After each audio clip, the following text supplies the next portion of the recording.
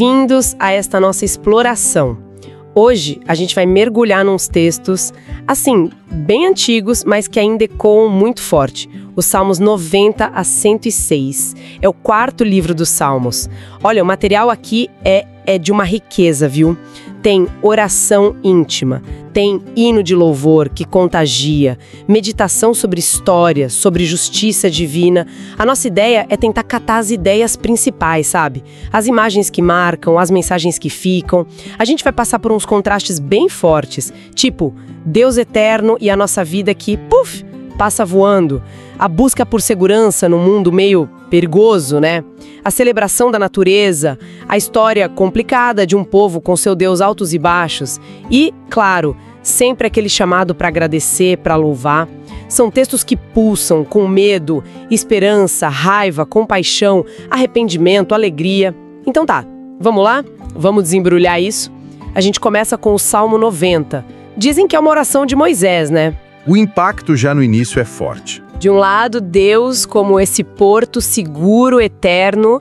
Senhor, Tu tens sido nosso refúgio de eternidade a eternidade, Tu és Deus. Exato. E do outro lado, bom, a gente... Frágil. Fazes com que os seres humanos voltem a ser pó. A vida é tipo capim que seca, dura uns 70, talvez 80 anos, e ainda assim, cheios de canseira e aflições. É uma visão bem realista, né? Bem realista. Mas o fascinante, eu acho, é que essa consciência da morte não joga a pessoa no desespero, sabe? Pelo contrário, leva um pedido por sabedoria. Ensina-nos a contar os nossos dias para que a gente alcance um coração sábio. Tem uma tensão ali muito pé no chão no Salmo. Ele reconhece a ira divina por causa das falhas humanas. Somos consumidos pela tua ira, mas ao mesmo tempo ele suplica, pede compaixão, pede o amor de Deus a cada manhã e pede alegria para compensar os dias ruins. É um reconhecimento da fragilidade, sim, mas que não se entrega.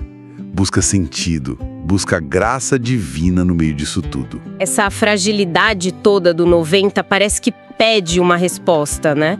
E o Salmo 91 parece que oferece essa resposta. O foco é total na confiança, na segurança que vem de Deus. E a linguagem... Muito visual. Concreta. Sim, muito. Fala de buscar abrigo à sombra do Onipotente, de ser coberto com as suas penas, debaixo das suas asas. São imagens de proteção, quase físicas, né? E as promessas são amplas. Livramento de armadilha escondida, de doença que devasta, de ataque de noite ou de dia, de epidemia. O texto fala até de anjos que vêm proteger para a pessoa não tropeçar. É uma afirmação de segurança muito forte. Nossa, sim! Aquele verso famoso, 1000 cairão ao teu lado, 10.000 à tua direita, mas tu não serás atingido, resume bem essa confiança radical. Mas essa confiança toda, ela tem um porém, né? Não é para todo mundo assim de forma automática, parece. Bem observado. Se a gente olha o quadro geral do texto, a condição está lá, explícita. É preciso buscar esse refúgio no Altíssimo. Aquele que habita no esconderijo do Altíssimo. E precisa declarar essa confiança. Falar mesmo. Direi do Senhor, Ele é o meu Deus, o meu refúgio. Nele confiarei. E no finalzinho do Salmo, é o próprio Deus quem confirma essa relação, né? Dizendo, pois que tão encarecidamente me amou, também eu o livrarei. Pô-lo-ei em retiro alto, porque conheceu o meu nome. Então a recompensa vem, livramento, honra, vida longa, experimentar a salvação. É uma dinâmica clara. A fé ativa declarada é a chave para essa proteção. Interessante essa dinâmica. Levanta umas questões sobre fé e sofrimento que, quem sabe, a gente retoma depois. Mas seguindo, a gente entra num bloco de salmos ali do 92 até o 100, onde o tom muda. É mais louvor, celebração da soberania, da justiça de Deus. O 92, por exemplo, fala da alegria que é agradecer, cantar para Deus. Acho forte como ele contrasta a prosperidade do ímpio, que é passageira como grama, com o justo, que floresce como palmeira, como cedro. É uma aposta na justiça a longo prazo, né? Mesmo que não pareça no momento. E essa ideia de Deus como rei soberano, ela volta várias vezes aí. O Salmo 93 já abre com tudo. O Senhor reina. Descreve Deus vestido de majestade, de força, trono firme desde sempre, mais poderoso que o mar agitado. Essa imagem de Deus como rei do universo é central nesse bloco. E o Salmo 97 parece que pega essa imagem e, nossa, amplifica de um jeito espetacular, quase cinematográfico. Descreve o reinado de Deus com nuvem, escuridão, fogo, relâmpago que ilumina tudo, montanha derretendo igual cera. É uma teofania, né? Uma manifestação do poder divino em grande estilo. Exatamente. Imagens poderosíssimas para mostrar a transcendência, o poder absoluto de Deus sobre tudo e todos. Mas o ponto crucial que o Salmo 97 mesmo frisa é que a base desse trono é justiça e juízo. Tá ligado a um padrão moral. E aí essa questão da justiça vira o foco principal do Salmo 94. Assim, o 94 é um grito por justiça, né? Um apelo direto a Deus, chamado de o juiz de toda a terra, para ele agir contra a arrogância, a opressão. O salmista descreve bem a maldade. Esmagam o povo de Deus, matam viúvas, órfãos, estrangeiros, os mais frágeis, e ainda acham que Deus não está vendo. O Senhor não vê, o Deus de Jacó não percebe. Quase um retrato da impunidade. É um confronto direto com essa ideia de impunidade. Até quando os ímpios triunfarão? O Salmo argumenta: aquele que fez o ouvido não ouvirá, o que formou o olho não verá. Mas ele não é só lamento e denúncia, não. Ele também consola quem está sofrendo injustiça. Diz que o Senhor não rejeitará o seu povo e que, no fim, o juízo voltará a ser segundo a justiça. Funciona como uma reafirmação da ordem moral do universo, sabe? Mesmo quando a realidade parece dizer o contrário. Uma canção nova, só que o 95 dá uma virada interessante. Começa super convidativo. Vinde, cantemos ao Senhor com júbilo. Vinde, adoremos e prostremo-nos. Mas logo depois vem uma advertência dura. Lembra da história lá em Meribá e Massá, no deserto, quando o povo duvidou, testou a Deus, e por causa dessa teimosia, desse coração duro, eles não entraram no descanso prometido. Isso dá uma camada bem séria para esse convite à adoração, não acha? Com certeza. É um lembrete forte de que a adoração, para esses textos, não é só emoção, alegria, gratidão. Está ligada a reconhecer a autoridade de Deus, a obedecer e, principalmente, a aprender com os erros do passado. A memória histórica serve para celebrar, sim, mas também para alertar. A adoração de verdade envolve o coração, a vontade, não só a boca para fora. E esse chamado ao louvor se expande de um jeito incrível nos Salmos 96 e 98. Não é só gente, não é só Israel, é a criação inteira. Alegrem-se os céus e regozijem-se a terra, brame o mar, exulte os campos, cantem de júbilo todas as árvores do bosque. É uma visão de adoração cósmica, tudo participa. Sim, e o motivo dessa alegria toda, porque ele vem julgar a terra. E como vai ser esse julgamento? O 96 diz que ele julgará o mundo com justiça e os povos com a sua verdade ou fidelidade. O 98 repete: governará com retidão e com equidade. A base dessa festa cósmica é a esperança num governo divino justo para todo mundo. E o 99 reforça a santidade de Deus. Santo é o Senhor nosso Deus. E de novo usa a história. Lembra de Moisés, Arão, Samuel? Diz que eles clamavam e Deus respondia, mas também que Deus era Deus perdoador, embora vingador dos seus atos. Um equilíbrio complexo aí, né? Entre a misericórdia que ouve e a justiça que não passa pano para o erro. Saindo desse bloco mais focado no louvor, a gente entra em uns salmos com tons um pouco diferentes. O 101, por exemplo. Parece a voz de um líder, talvez um rei, muitos associam a Davi. É quase um código de ética para governar. Exato. Ele se compromete com a integridade pessoal e pública. Cantarei a misericórdia e o juízo. Portar-me-ei com inteligência no caminho reto.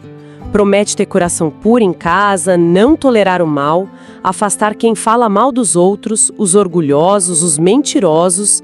É um ideal de liderança bem alto. Um padrão altíssimo, né? Focado na moral do líder e na escolha de gente fiel ao redor. Mas aí, em contraste quase brutal com esse ideal, veio o Salmo 102.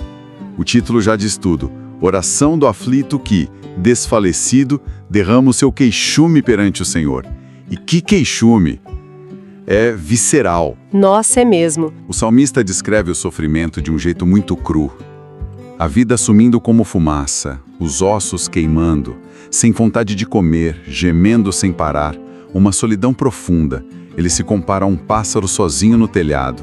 Sente os insultos dos inimigos e o pior, sente que Deus o rejeitou. Tu me levantaste e me arremessaste. É o fundo do poço mesmo. É um retrato da angústia humana que chega a ser desconfortável de tão sincero. Mas mesmo lá no fundo do poço, ele parece achar uma luzinha, uma esperança. Onde ele acha isso? A virada acontece quando ele compara a fragilidade dele, a coisa passageira. Os meus dias são como a sombra que declina, e como a erva me vou secando, com a natureza eterna e imutável de Deus. Mas tu, Senhor, permanecerás para sempre. A esperança não está numa melhora imediata para ele, mas na permanência de Deus, na compaixão divina. Ele apela para a promessa de restauração de Sião, de Jerusalém, e confia que as gerações futuras vão viver sob a proteção de Deus, mesmo que ele pessoalmente não veja tudo isso. É a fé se agarrando na natureza de Deus e no futuro do povo, sabe? Indo além da dor do momento. Essa visão histórica, olhando para o passado e para o futuro do povo, já nos leva direto para os Salmos 105 e 106. Os dois contam a história de Israel de novo, mas, nossa, com enfoques totalmente diferentes. São quase duas faces da mesma moeda. O 105 é só celebração. Exatamente, o Salmo 105 é um hino. Celebra a fidelidade de Deus à aliança, aquele pacto sagrado, né? Feita com Abraão, Isaac e Jacó. Relembra toda a história de José no Egito, como Deus usou aquilo tudo. Detalha a libertação do Egito com Moisés e Arão, os milagres todos, as pragas, a coluna de fogo e nuvem, a travessia do mar, a comida no deserto, água da rocha, codornas, maná, até a chegada na terra prometida. E o objetivo está claro no final: para que guardassem os seus estatutos e observassem as suas leis. É um chamado para agradecer e obedecer, como resposta a tudo que Deus fez. E aí vem o Salmo 106. Ele começa igualzinho ao 105. Louvai ao Senhor porque Ele é bom, porque a sua benignidade dura para sempre. Mas, a semelhança para aí mesmo. Logo depois, ele mergulha numa confissão longa, dolorida, dos pecados de Israel ao longo dessa mesmíssima história. É um contraponto direto. Sim, é uma lista, olha, impressionante de falhas, de rebeldia. Lembra da falta de fé logo depois de sair do Egito, ali no Mar Vermelho? O esquecimento rápido das obras de Deus, a cobiça por comida diferente no deserto, a inveja, a rebelião contra Moisés e Arão, a idolatria absurda com o bezerro de ouro, a participação nos rituais para Baal-Peor. E a lista continua, né? A recusa de entrar na terra por medo, por não crer, a murmuração sem fim contra Deus, a mistura com os povos de Canaã, adotando os costumes deles, que o texto chama de abomináveis, chegando no ponto mais chocante, que é sacrificar os próprios filhos e filhas aos ídolos. O Salmo não alivia, é uma autocrítica brutal. Implacável mesmo. E o Salmo liga diretamente essa infidelidade com as consequências. A ira de Deus, ser dominado por outras nações.